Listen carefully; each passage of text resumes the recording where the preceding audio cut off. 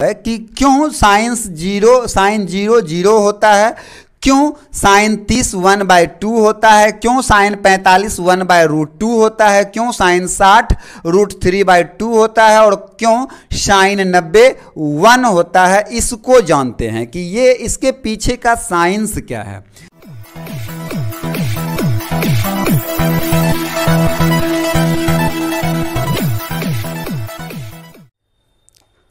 Hello, स्वागत है आप सभी का आपके अपने YouTube चैनल गौरव लक्ष्य पे।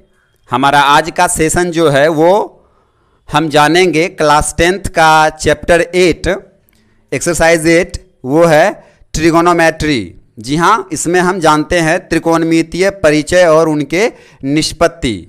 Yes, introduction of trigonometry and their application. तो आइए जानते हैं त्रिकोणमितीय निष्पत्ति या त्रिकोणमितीय रेशियो के कुछ फॉर्मूले हैं जिसके बारे में अक्सर विद्यार्थियों का कमेंट होता है कि सर त्रिकोणमितीय जो फॉर्मूले हैं उसको याद करना काफ़ी डिफ़िकल्ट होता है, याद तो करते हैं किंतु अक्सर भूल जाते हैं। तो ये जो भूल जाने की समस्या है वो आज हम पूरी तरह से खत्म कर देते हैं। वीडियो थोड़ा लंबा जरूर होगा, लेकिन आज इस वीडियो में आपको ट्रिगोनोमेट्री का कंप्लीट सॉल्यूशन मिलेगा। एक भी फॉर्मूले ऐसे नहीं होंगे जिनके बारे में आगे आपका ये होगा कि हाँ सर फॉर्मूले याद तो करते हैं लेकिन भूल जाते हैं। ठीक है, तो सबसे पहले त्रिकोणमितीय कुछ रेशियो को जानते हैं कि वो कैसे कार्य करता है, उसका फॉर्मूला कैसे बैठता है। ठीक है, जिसके लिए सबसे पहले मैं एक राइट ट्रायंगल बना लूंगा। ठीक है, आपके सामने ये एक राइट ट्रायंगल है ABC, ऑलराइट, त्रिभुज ABC, जिसमें एंगल B जो है वो क्या है 90 डिग्री का है। एंगल B क्या है 90 डिग्री का है। ठीक है, तो पाइथागोरस परिमेय के अनुसार यहां पे क्या होता है कि देखिए किसी भी ट्रायंगल यानी किसी भी त्रिभुज की सबसे लंबी भुजा जो होती है या राइट एंगल की जो सम्मुख भुजा सामने वाली भुजा होती है उसे हम कर्ण कहते हैं। ठीक है, हाइपोटेन्स, जिसे संक्षिप्त में H से डोनेट किया जाता है। एम आई राइट? तो इसे H से डोनेट किया जाता है और ये हिंदी में इसे कर्ण कहते हैं। ये किसी भी त्रिभुज ट्रायंगल की सबसे लंबी भुजा होती है। ठीक है, वहीं दूसरी जो एक लंब भुजा है, ठीक है, जो एक लंब परपेंडिकुलर है, उसको लंब यानी शॉर्ट में P कहते हैं। क्या कहते हैं? लंब। ठीक है, शॉर्ट में परपेंडिकुलर का P होता है। ठीक है, वहीं दूसरा जो आसन्न भुजा होता है जिसपे त्रिभुज बैठा रहता है, बेस, उसको क्या कहते हैं? बेस। इसलिए उसे जो है सो हम B से सूचित करते हैं। ठीक है, इसका मतलब होता है आधार या आसन्न भुजा। ठीक है, इंग्लिश में इसे बेस कहते हैं, इसलिए इसको B से सूचित करते हैं। आप सभी ये बखूबी जानते होंगे। एम आई राइट? तो यहां से पाइथागोरस परिमेय का जो सूत्र है वो कहता है कि कर्ण स्क्वायर इज इक्वल टू, कर्ण स्क्वायर जो होता है वो बराबर होते हैं लंब स्क्वायर प्लस आधार स्क्वायर। ठीक है, कर्ण स्क्वायर यानी H square is equal to P square plus B square. जानते हैं आप सभी? चलिए, तो इसी सूत्र के सहारे जो है सो आपको त्रिकोणमिति चैप्टर में कई सारे प्रश्न ऐसे मिलेंगे जिसमें किसी ट्रायंगल का, किसी त्रिभुज की कोई दो साइड्स दिए हुए रहते हैं, तीसरी साइड निकाल के आपको उसमें sine cos tan cot sec और कॉसेक का मान निकालना होता है। ठीक है, तो यहां पे हम जानते हैं कि sine theta is equal to, sine theta is equal to क्या होता है? P/H, perpendicular by हाइपोटेन्स। ठीक है, वहीं cos theta is equal to क्या होता है? B/H, और tan theta is equal to क्या होता है? P by B।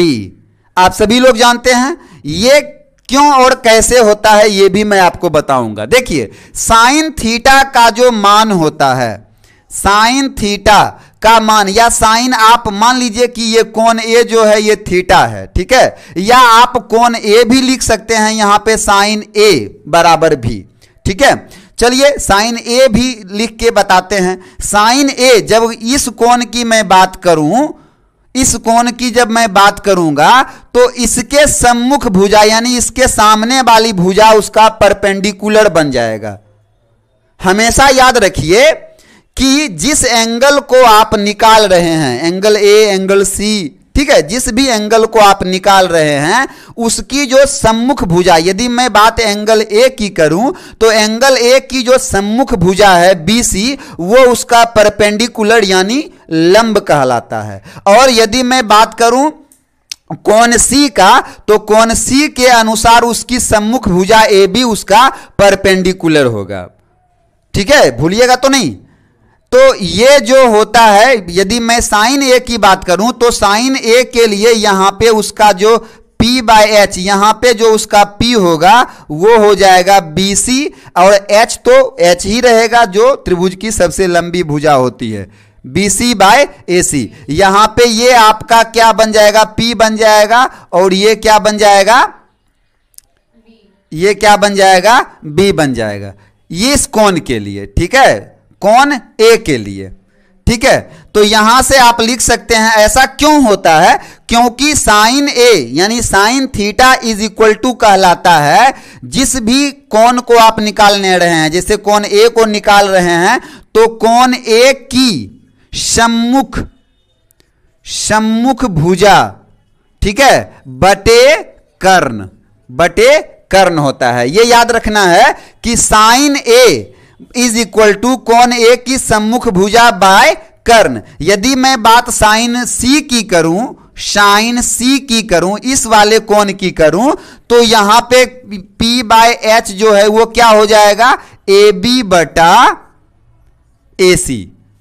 AB ये वाली भुजा हो जाएगा P, क्योंकि मैं कोण C की बात यदि करूं तो मैंने अभी भी बताया कि जिस भी कोण को आपको निकालना है उसके सामने वाली यानी सम्मुख भुजा उसका परपेंडिकुलर यानी लंब होता है, ठीक है। और कर्ण तो सब त्रिभुज की सबसे लंबी भुजा या राइट एंगल की सामने वाली भुजा कर्ण होता है। तो AB बटा AC हो जाएगा, यानी कोण C की सम्मुख भुजा बटे कर्ण। तो इसमें कहीं कोई दिक्कत मुझे नहीं लगता है कि होना चाहिए। कभी भी लंब और बेस, ठीक है, P और B ज्ञात करने में कहीं कोई कंफ्यूजन नहीं होना चाहिए, ठीक है। जिस भी कोण को निकालने कहेगा उसके अनुसार उसके सामने वाली भुजा उसका परपेंडिकुलर हो जाएगा और दूसरी भुजा उसका आसन्न भुजा यानी बेस हो जाएगा। कोई दिक्कत? तो यहां से आपने जाना कि साइन थीटा, अब यदि हम कोण ए को थीटा मान लें, सॉरी कोण सी को, यस कोण सी को थीटा मान लें तो साइन थीटा बराबर इसके सामने वाली भुजा ये P और ये B यानी P by H। Cos theta बराबर, cos theta is equal to क्या होता है, cos theta is equal to होगा यानी कोण थीटा की आसन्न भुजा, ठीक है, एंगल थीटा की आसन्न भुजा बटे कर्ण। और टेन थीटा की यदि मैं बात करूं तो ये tan theta is equal to हो जाएगा, थीटा जिस एंगल को रिप्रेजेंट करे, जिस कोण को रिप्रेजेंट करे उसकी सम्मुख भुजा बटे उसका आसन्न भुजा यानी उसका परपेंडिकुलर बटे बेस, इसलिए tan theta is equal to P by B कहलाता है। कोई दिक्कत? कहा जाता है। यहां तक समझ गए? चलिए अब इसी तीनों सूत्र से आगे आप जो है सो कॉट थीटा, सेक थीटा और कॉसेक थीटा भी ज्ञात कर सकते हैं। वो कैसे? तो टेन थीटा जो होता है, सॉरी कॉट थीटा जो होता है वो टेन थीटा का व्युत्क्रम होता है, अपोजिट होता है, ठीक है। क्या होता है, कॉट थीटा कॉट थीटा जो होता है वो टेन थीटा का व्युत्क्रम होता है। यानी यदि टेन थीटा बराबर P बाय B था तो कॉट थीटा बराबर B बाय P होता है। कोई दिक्कत? और in the same way sec theta बराबर क्या होता है, सेक थीटा जो होता है वो कॉस थीटा का अपोजिट होता है, व्युत्क्रम होता है। तो सेक थीटा बराबर कॉस का उल्टा यानी H बाय B लिख देते हैं। ठीक है। In the same way cosec theta जो होता है साइन थीटा का व्युत्क्रम होता है, इसलिए कॉसेक थीटा को आप H बाय P लिख सकते हैं, H बाय P। तो इस तरह से आपने देखा कि बहुत ही सरल तरीके से आपने साइन कॉस और टेन के मान को याद रख के बाकी सारे कॉट सेक और कॉसेक के मान को आप जान और सीख सकते हैं। ठीक है, कोई दिक्कत यहां तक? अब इसी से एक दूसरा सूत्र बनता है। वो क्या बनता है मैं बताऊंगा, यहां ध्यान दीजिए। इसी से आप आगे जो दूसरा फॉर्मूला जो याद करना, कई बार छात्र कहते हैं कि सर काफी डिफिकल्ट होता है उसको याद कर पाना, वो देखिए हम बिल्कुल सरल तरीके से सरल अंदाज में इस तरह से आपको बता देंगे ताकि वो आप इजीली याद रख सकते हैं। क्या होता है वो सुनिए। Sine theta is equal to 1 by cosec theta. Sine theta is equal to 1 by cosec theta. अभी अभी मैंने आपको बताया कि साइन थीटा जो होता है वो कॉसेक थीटा का व्युत्क्रम होता है, यानी साइन थीटा बराबर 1 बाय कॉसेक थीटा। ये क्यों होता है? क्योंकि आपने अभी अभी जाना कि साइन थीटा बराबर क्या होता है, P बाय H होता है या नहीं होता है, और वहीं 1 बाय कॉसेक थीटा बराबर H बाय P होता है ना। तो H बाय P जब होता है 1 बाय है तो इसको 1 इंटू P बाय H, इसको पलट देंगे, भाग को गुना करेंगे तो वो पलट जाएगा, अंश हर बन जाएगा, हर अंश बन जाएगा। तो इस तरह से ये P बाय H हो गया। तो इसलिए ऐसा लिखा जाता है कि sine theta is equal to 1 by cosec theta. कोई दिक्कत? इन द सेम वे इसी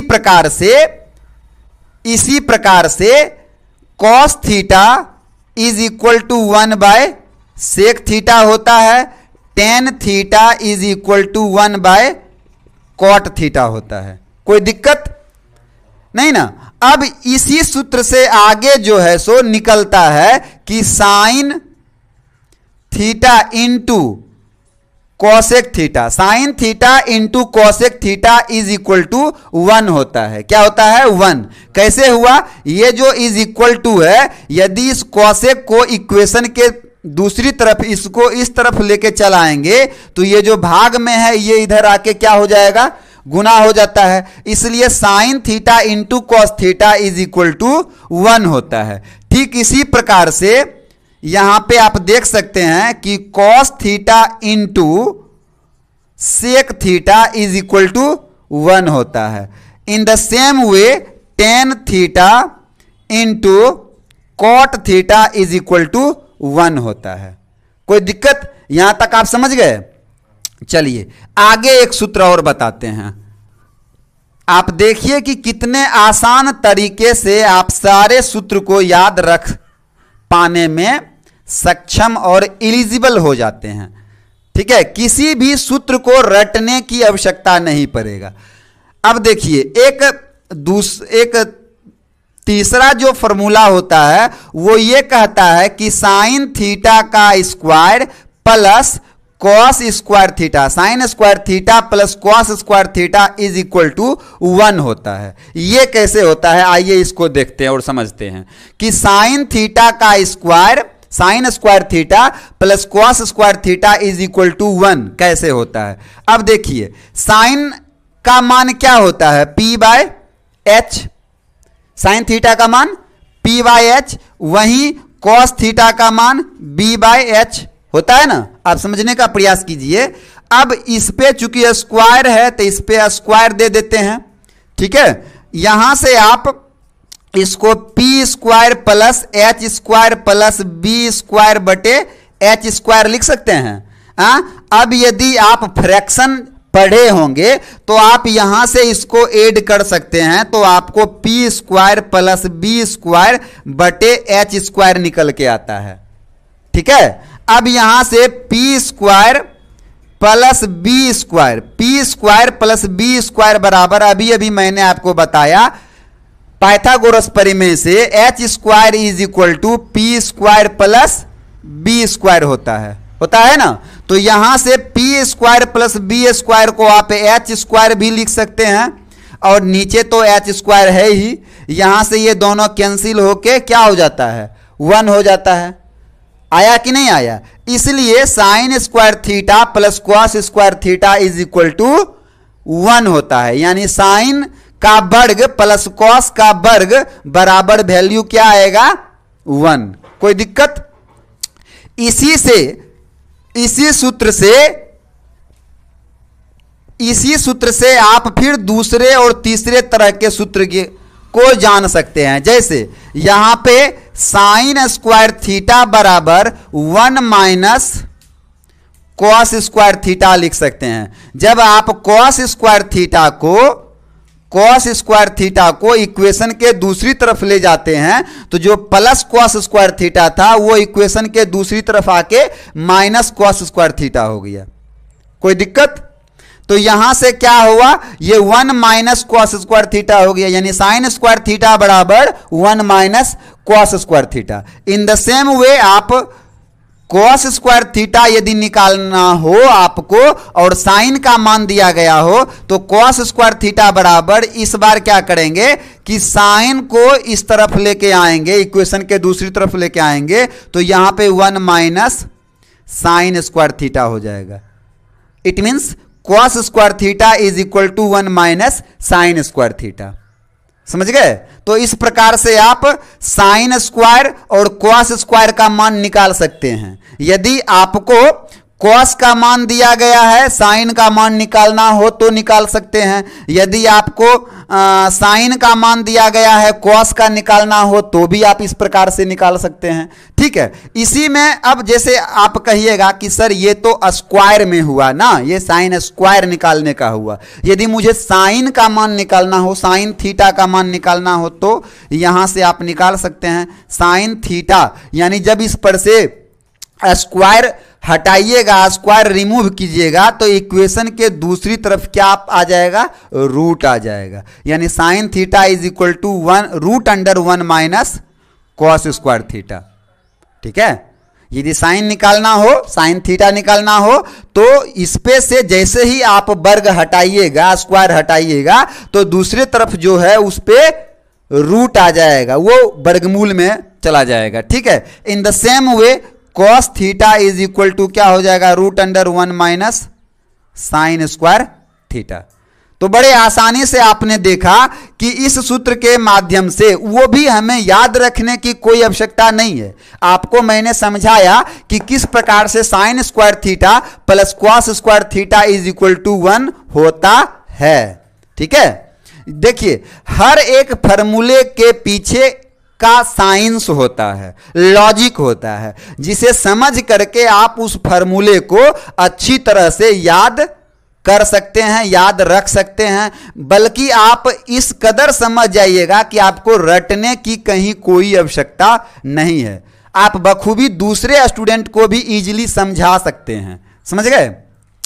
ठीक इसी प्रकार से आप पाएंगे कि sec square theta minus tan square theta, sec square theta minus tan square theta is equal to 1 होता है।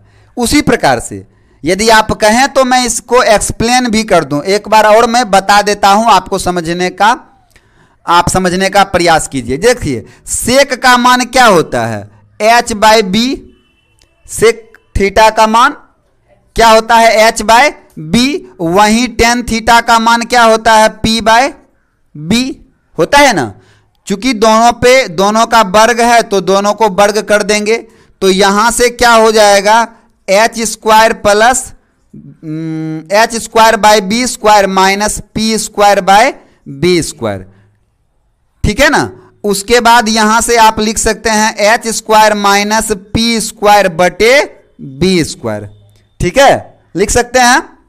अब उसी पाइथागोरस प्रमेय जिसमें आपने जाना कि H square is equal to P square plus B square होता है, वहीं से यदि आप बी स्क्वायर बराबर निकालिएगा, बी स्क्वायर बराबर निकालिएगा तो वो H square minus P square हो जाएगा, होगा कि नहीं होगा।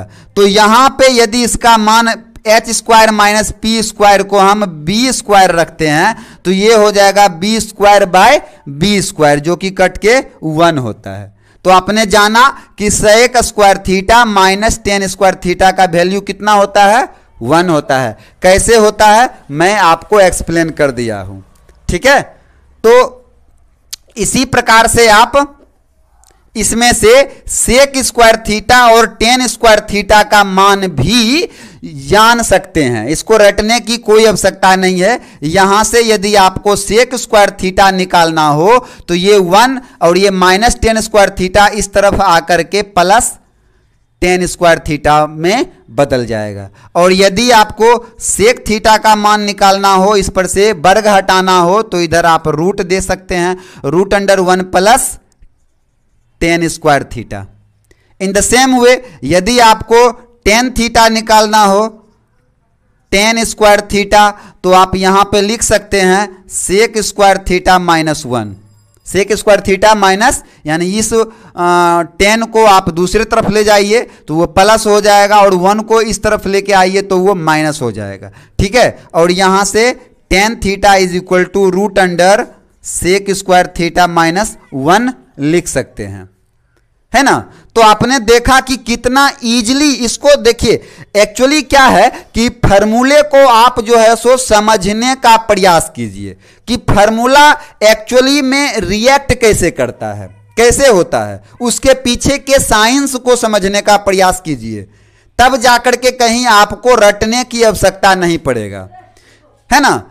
रटने में आप कितने फार्मूले रट सकते हैं, कोई 2 4 10 फार्मूले तो है ही नहीं जिसको आप रट लीजिएगा तो आपका काम आसान हो जाएगा, है कि नहीं। तो प्रत्येक फार्मूले को, उसके पीछे के साइंस को, लॉजिक को समझने का प्रयास कीजिए, तब जो है सो वो फार्मूला आपको आपके मस्तिष्क में दीर्घकालीन याद रह सकता है, समझ गए। ठीक इसी प्रकार से आप जो है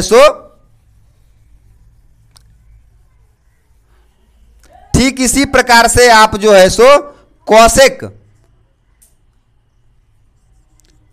cosec square theta minus cot square theta बराबर 1 भी होता है। इसी प्रकार से आप करके देखिए, वैसा होगा। और यहां से यदि आपको कॉसेक का मान निकालना हो, कॉसेक स्क्वायर थीटा का, तो ये 1 प्लस कॉट स्क्वायर थीटा हो जाएगा।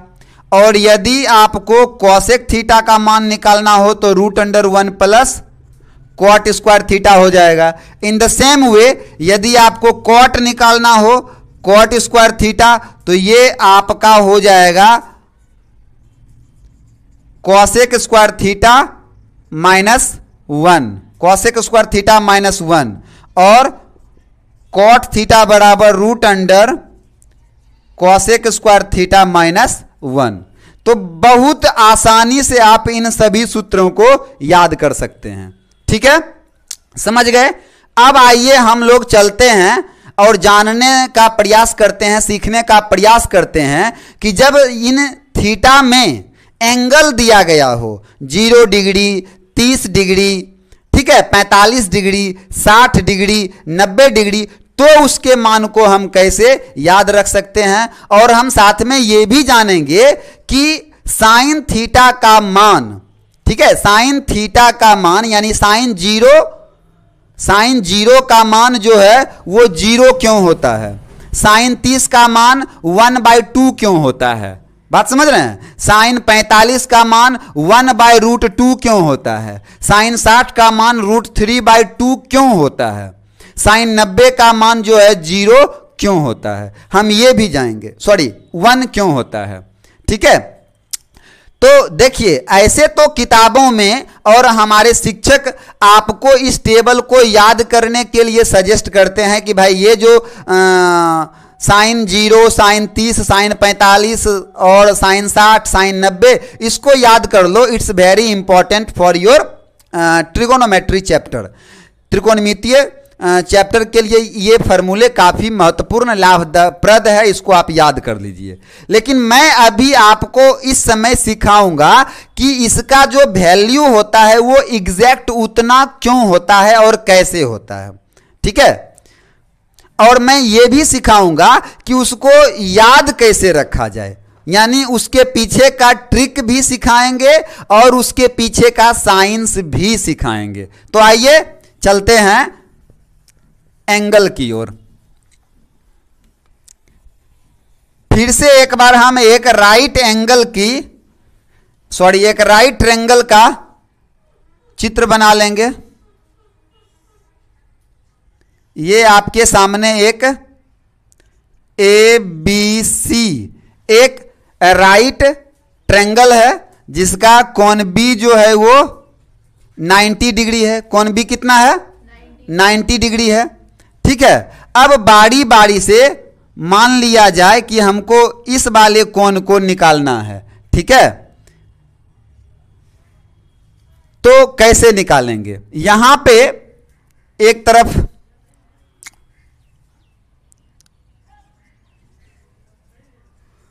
अनुपात लिख लेते हैं और दूसरे तरफ एंगल लिख लेते हैं।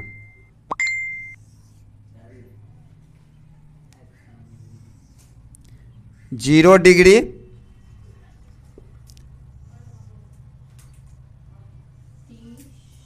30 डिग्री, 45 डिग्री,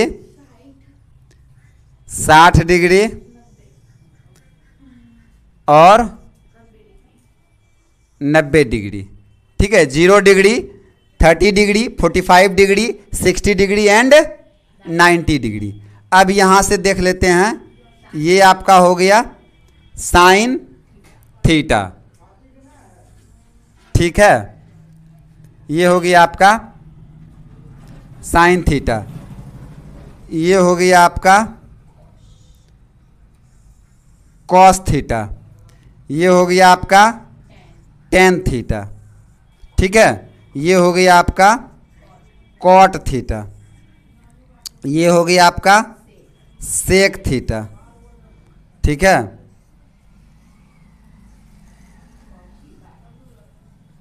और ये हो गया आपका कॉसेक थीटा, ठीक है। तो बारी बारी से इसको जानेंगे कि इसमें जो sine 0, 0, sine 30, half, sine 45, 1/√2, sine 60, √3/2 और साइन 90 1। ये एक्चुअल में होता कैसे है और इसको किस प्रकार आप याद रख सकते हैं, ठीक है। इसको याद रखने के तरीके भी बताएंगे और ये जो मान आता है इसके पीछे का साइंस भी बताएंगे, ठीक है। तो आइए जानते हैं। सबसे पहले जानते हैं इसको याद रखने का ट्रिक, ठीक है। मैं बार बार कह रहा हूं कि ये एक ट्रिक है, ये कोई साइंस नहीं है, ठीक है। ये एक ट्रिक है जिसके माध्यम से आप इसको इजीली याद रख सकते हैं, ठीक है। उसके लिए आपको क्या करना है कि जैसे 0 के लिए 0, 30 के लिए 1, 45 के लिए 2 और 60 के लिए 3 और 90 के लिए 4। 0, 1, 2, 3, 4 रख लिए, है ना। अब प्रत्येक को 4 से भाग दे देंगे, डिवाइड कर देंगे, 4 से डिवाइड कर देंगे और साथ ही इस पे जो है सो रूट चढ़ा देंगे। क्या कर देंगे? रूट चढ़ा देंगे, ठीक है। अब यहां से आप जो है सो इसको √0/4, 0/4, 0 यदि अंश 0 हो तो उसका वैल्यू क्या हो जाता है? 0, ठीक है। √0 = 0, कोई दिक्कत? यहां पे जो √1/4 है इसको आप जो है सो √1/2 इंटू 2 लिख सकते हैं, 1/1 इंटू 2 इंटू 2। यहां से ये क्या निकल के आ जाएगा? 1/2। यहां पे √2/4 को आप यहां से 1/2 लिख सकते हैं, क्योंकि ये 2 1 जा 2, 2 2 जा 4, ये कट जाएगा। तो यहां से √1/2 निकल के आता है, जिसमें 1 को तो आप 1 इंटू 1 कर सकते हैं, ठीक है। ये क्या हो जाएगा? 1/√2, ठीक है। इन द सेम वे यहां पे आप √3/4 को 2 इंटू 2 लिख सकते हैं, लिख सकते हैं। तो इससे आपका निकल के आ गया √3/2। दो 2 में से एक 2 बाहर आ जाएगा, और वहीं पे √4/4 जो कट के 1 आ जाएगा, यानी √1 जो जिसका मान 1 आता है। तो इस प्रकार आपने देखा, इस ट्रिक के माध्यम से मैं बार बार कह रहा हूं, ये कोई साइंस नहीं है, ये एक ट्रिक है जिसके माध्यम से आप साइन के 0, 30, 45, 60 और 90 का मान आसानी से इजीली याद रख सकते हैं। समझ गए? इसके बाद आप कभी भी नहीं भूलिएगा कि साइन 30 का मान क्या होता है, साइन 45 का मान क्या होता है, साइन 60 का मान क्या होता है। क्यों? समझ गए? अब हम इसके पीछे का साइंस बताएंगे कि ये एक्चुअल में साइन 0 0 क्यों होता है, साइन 30 हाफ क्यों होता है, साइन 45 1/√2 ही क्यों होता है, साइन 60 जो है √3/2 ही क्यों होता है, और साइन 90 जो है 1 ही क्यों होता है। तो चलिए सर्वप्रथम हम जानते हैं कि साइन 0 डिग्री बराबर 0 बट वाई क्यों, ठीक है, बट वाई। तो इसके लिए मैं एक राइट ट्रायंगल लेना चाहूंगा। ये ABC मैंने एक राइट ट्रायंगल लिया है, जिसका एंगल B जो है वो राइट एंगल है, 90 डिग्री है। वहीं एंगल B और एंगल C की मैं बात करूं तो ये या तो 45-45 हो सकता है, या 30-60 हो सकता है, या 60-30 हो सकता है, या 0-90 हो सकता है, ठीक है। तो यदि मैं बात साइन A की करूं, साइन A की करूं, तो ये जो कोण है, ये जो एंगल A है, एंगल A, ये 0 कब होगा? यहां पे थोड़ा सा आपको समझना है, आपका प्रेजेंस ऑफ माइंड लगाना है कि ये जो एंगल है अभी, ये या तो यदि 30 है तो ये 60 है, ये यदि 45 है तो ये भी 45 है, ये यदि 60 है तो ये क्या होगा? 30 होगा, ठीक है। और यदि ये 90 है तो ये 0 है। उसी तरह यदि ये 0 है तो ये 90 है। ये आपको समझना पड़ेगा, क्योंकि आप जानते हैं कि किसी भी त्रिभुज के तीनों कोनों का योग जो होता है वो 180 होता है। ऑलराइट, यानी कि यदि आपका एंगल B राइट एंगल है तो निश्चित रूप से angle A plus angle C is equal to भी 90 डिग्री होगा, है ना। यदि angle B is equal to 90 degree है तो angle A plus angle C is equal to आपका कितना होगा? 90 होगा, ठीक है। तो वहां से अब यहां पे थोड़ा सा आप प्रेजेंस ऑफ माइंड लगाइए कि ये जो एंगल A है ये 0 डिग्री कब होगा?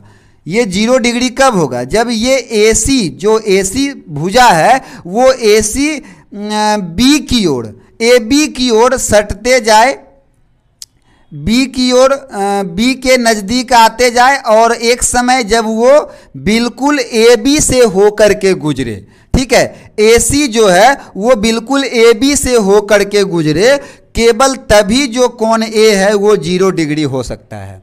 और कोण ए 0 जैसे ही होगा वैसे ये जो एंगल सी है ये इनहेंस होते होते होते होते एंगल बी पर आके वो भी राइट एंगल हो जाएगा, है ना। जैसे जैसे इस भुजा को हम ए बी के नजदीक लाते जाते हैं तो ऊपर का कोण ए का मान डिक्रीज होते जाता है, वहीं एंगल सी का मान जो है वो इनहेंस होते जाता है, बढ़ते जाता है। तो जैसे जैसे इसको घटाते जाएंगे वैसे वैसे ये बढ़ते जाएगा और साथ में ये जो साइड्स हैं, कर्ण है, ये भी डिक्रीज होते जाएगा और जैसे ही angle A is equal to 0 होगा वैसे ही A B is equal to A C हो जाएगा और angle C is equal to 90 degree हो जाएगा। बात समझ रहे हैं? तो ऐसा केवल तभी संभव हो सकता है। तो जैसे ही हम साइन 0 की बात करें, साइन 0 की बात करें तो यहाँ पे एंगल ए जैसे ही ये 0 होगा तो ये जो कर्ण था, ये कर्ण AC, चाहे ये जितना भी रहे 1 2 3 4 5 कोई भी डिजिट रहे, वो AB के इक्वल हो जाएगा, यानी AC A B is equal to A C हो जाएगा। और ये जो ए की सम्मुख भुजा है ये डिक्रीज होते होते होते होते बिल्कुल बी पे आ जाएगा, यानी वो 0 हो जाएगा। तो जैसा कि आप जानते हैं कि साइन थीटा बराबर P बाय H होता है, परपेंडिकुलर बाय हाइपोटेन्स होता है। तो यहाँ पे परपेंडिकुलर जो अभी ए की सम्मुख भुजा बी जो कि पी का काम कर रहा है कोण ए के लिए, वो घटते घटते घटते घटते क्या हो जाएगा, वो 0 हो जाएगा, ठीक है। और ये जो कर्ण AC था वो घटते घटते घटते घटते AB के बराबर हो जाएगा। अब यहाँ पे AB चाहे कुछ भी हो, 1 हो 2 हो 3 हो 4 हो, चाहे कुछ भी हो, तो 0/एनीथिंग, चाहे 1 हो 2 हो 3 हो 4 हो, कुछ भी हो, उसका वैल्यू क्या आएगा, 0 आएगा। इसलिए साइन 0 इज इक्वल टू 0 होता है। तो मेरे ख्याल से आप बहुत अच्छे से समझ गए होंगे कि क्यों साइन 0 होता है। ठीक इसी प्रकार से आइए मैं आपको बताता हूं कि साइन 30 बराबर हाफ, साइन 30 बराबर हाफ क्यों और कैसे होता है। आइए इस लॉजिक को हम समझते हैं कि sine 30 degree is equal to, sine 30 degree is equal to 1/2 होता है, बट हुआ है कैसे, ये कैसे होता है। इसके लिए हम एक समबाहु त्रिभुज लेना चाहेंगे, एक समबाहु त्रिभुज लेना चाहेंगे ABC। ABC एक समबाहु त्रिभुज है, ठीक है। समबाहु त्रिभुज जिसकी तीनों भुजा, तीनों साइड जो है वो इक्वल होता है, समान होता है। भागता कि नहीं, यहां से निकालो डंडा, सर। माफ कीजिएगा। तो मैं एक समबाहु त्रिभुज लेना चाहूंगा जिसकी तीनों भुजा जो है वो बराबर है और एज वेल एज तीनों एंगल भी जो है वो समान होते हैं। तो यहां पे हम जानते हैं कि त्रिभुज के तीनों कोणों का योग 180 होता है। तो तीनों कोण जो है वो 60 डिग्री के होंगे, 60 के होंगे। वो कैसे होगा उसके लिए आपको पुनः हमारे चैनल में जाकर के समबाहु त्रिभुज वाला वीडियो देखना पड़ेगा, ठीक है। अब यहाँ पे क्या करेंगे कि एंगल ए से एक परपेंडिकुलर लंब BC पे खींचेंगे और इसका नाम दे देंगे D। एंगल ए से BC पर एक लंब खींचेंगे AD, ठीक है, AD लंब BC। ये मैंने रचना किया, खींचा, ताकि ये जो है परपेंडिकुलर होने के नाते ये कोण जो है ये 90 डिग्री का बन जाए। अब चूंकि हम मानते हैं, चूंकि ये ABC एक समबाहु त्रिभुज है, तो यदि इसकी भुजा को हम A मान लें तो इसकी तीनों भुजा जो है वो समान होने के कारण यदि AB is equal to A होगा तो AC is equal to A और BC इज इक्वल टू भी A होगा, ठीक है। यानी A B is equal to B C is equal to A C. ठीक है, तो यदि ये ए मानेंगे तो ये भी ए हुआ और यहां से ये भी ए हुआ। ठीक है, अब आइए जानते हैं कि किस प्रकार से ये जो कौन ए पहले 60 डिग्री था, जब हम इसको समद्विभाजित किए तो यहां पर ये कोण अब जो है सो ये कोण केवल 60 का हाफ यानी 30 डिग्री रह जाएगा। ठीक है, अब ये 30 डिग्री हो गया और ये जो कोण ए को हम समद्विभाजित किए तो ये जो भुजा BC था ये भी समद्विभाजित हो गया और अब यहाँ पे D से C की दूरी BC/2 होगा, यानी BC A था, B से C A था तो A/2 होगा। समझ रहे हैं मेरी बात को? तो यहाँ से अब जो आपका DC आया वो A/2 आया। तो यहाँ पे हम इसको लिख देते हैं, यहाँ से ये टोटल A था तो यहाँ पे ये BC जो है ये A/2 हो जाएगा। ठीक है, अब यहाँ से आप निकालिएगा साइन A बराबर जो कि 30 डिग्री है, साइन A बराबर A की सम्मुख भुजा क्या है DC बटे कर्ण क्या है AC। ठीक है, क्योंकि sine theta is equal to क्या होता है P/H होता है। तो यहाँ से अब ये हो जाएगा आपका साइन 30 डिग्री बराबर DC आपका क्या है A/2 और बटे AC क्या है, AC है आपका A। यहाँ से ये A/2 इंटू 1/A हो जाएगा, A कट जाएगा, ये आपका 1/2 हो गया। तो मेरे ख्याल से अब आप समझ गए होंगे कि साइन 30 डिग्री बराबर 1/2 यानी हाफ क्यों होता है। ठीक है, ठीक इसी प्रकार से आइए हम जानते हैं कि साइन 45 बराबर 1/√2 कैसे होगा, साइन 60 बराबर √3/2 कैसे होगा। तो आइए अब हम जानते हैं कि साइन 60 डिग्री बराबर √3/2 क्यों होता है, साइन 60 डिग्री बराबर √3/2 क्यों होता है। उसी फिगर का मदद से हम चलेंगे। यहाँ पे इसके पहले आपने जाना कि साइन 30 डिग्री बराबर हाफ 1/2 कैसे हुआ। अब हम यहाँ पे चूंकि इस वाले कोण ए को मैंने डिवाइड किया था एक परपेंडिकुलर लंब खींच के, इसलिए यहाँ पे ये जो साइन कोण C है, एंगल C है, ये 60 डिग्री का है। तो यहाँ से हम साइन C यानी साइन 60 डिग्री का मान ज्ञात करने का प्रयास करेंगे, साइन 60 डिग्री का मान ज्ञात करने का प्रयास करेंगे।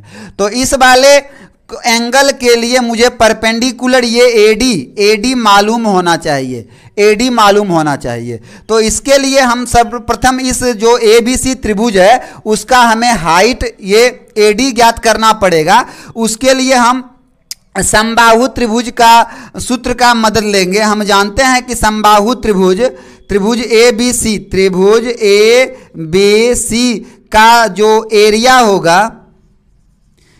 होगा वो √3/4 इंटू A² होगा। ठीक है, √3/4 इंटू A² होता है। और वहीं किसी भी राइट एंगल को निकालने के लिए राइट एंगल ट्रायंगल का एरिया निकालने के लिए हम लोग क्या यूज करते हैं 1/2 इंटू B इंटू H। क्या यूज करते हैं 1/2 इंटू B इंटू H। किसी भी त्रिभुज का क्षेत्रफल निकालने के लिए हम लोग यूज करते हैं 1/2 इंटू BC इंटू H। तो इसके अनुसार से यहाँ पे √3/4 इंटू A² लिखेंगे। अब यहाँ पे बेस मेरा B क्या है A है, तो यहाँ 1/2 इंटू A इंटू H हमको मालूम करना है। ठीक है, तो यहाँ इसको H ही लिख देते हैं, ये √3/4 इंटू A² हो गया। तो यहाँ से H इज इक्वल टू क्या निकल के आ जाएगा √3A²/4 इंटू जो A/2 था ये 2/A आ जाएगा। यहाँ से 2 1 जा 2 2 2 जा 4 कट जाएगा, A² से कट जाएगा। तो आपको जो निकल के आया √3A/2 निकल के आया। तो यहाँ से आपने जाना कि इस त्रिभुज ABC का जो हाइट होगा AD ये कितना निकल के आया √3A/2। अब यहाँ से हम जो है साइन सी को निकालेंगे, यहां से हम साइन सी, एंगल सी को निकालेंगे। Sine C is equal to, इस वाले कोण के लिए इसका सम्मुख भुजा परपेंडिकुलर एडी हो जाएगा। ठीक है, क्या हो जाएगा? एडी हो जाएगा। तो एडी बटा कर्ण क्या हो जाएगा? एसी, एसी हो जाएगा। तो यहां से हम √3a/2 और बटे ए लिख देते हैं। तो यहाँ से √3a/2 इंटू 1/a, यहाँ से ए कट जाएगा, ये हो गया √3/2। तो इस प्रकार आपने देखा कि साइन सी का मान जो है इजीली आप √3/a कैसे हुआ, क्यों हुआ, वो आपने जाना और समझा। ठीक इसी प्रकार से हम साइन 45 डिग्री का भी मान जानेंगे। साइन 45 डिग्री का मान जो होता है 1/√2 कैसे होता है और क्यों होता है, आइए उसको जानते हैं।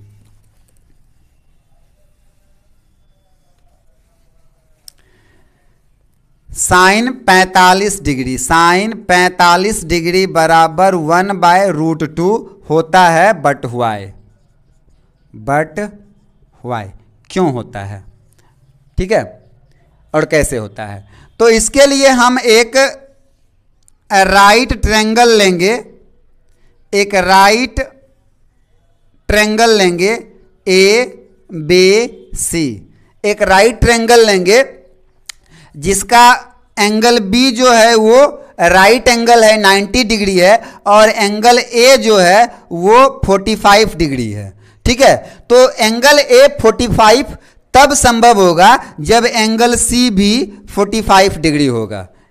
एम आई राइट? क्योंकि आप जानते हैं कि त्रिभुज के तीनों कोणों का योग जो होता है वो 180 डिग्री होता है। तो उसमें से यदि कोण एक ऑलरेडी 90 डिग्री है तो बाकी जो दो कोण होते हैं उसका जो योग होना चाहिए वो 90 डिग्री होना चाहिए। तो यदि उस 90 में कोण A प्लस कोण C इज इक्वल टू 90 है और कोण A यदि हम 45 रखेंगे तो कोण C already 90 plus 90 minus 45 is equal to 45 निकल के आएगा। ठीक है, तो अब यहां से हम इस वाले कोण के लिए चलते हैं। तो अब चूंकि ये दोनों कोण, कोण A और कोण C इक्वल है, बराबर है, तो उसके जो सम्मुख भुजा होंगे वो भी कहीं ना कहीं समान होंगे, है ना। समान कोण के सम्मुख भुजा भी समान होते हैं। तो यदि ये कोण A मान लेते हैं तो ये भी A हो जाएगा, ऑलराइट।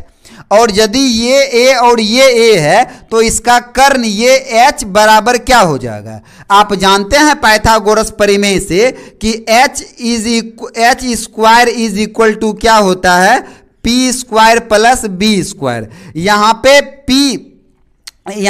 P और B दोनों इक्वल है, P और B दोनों इक्वल है, तो उसको आप A square plus A square कर सकते हैं, H स्क्वायर बराबर, इसलिए H स्क्वायर बराबर 2A स्क्वायर हो जाएगा।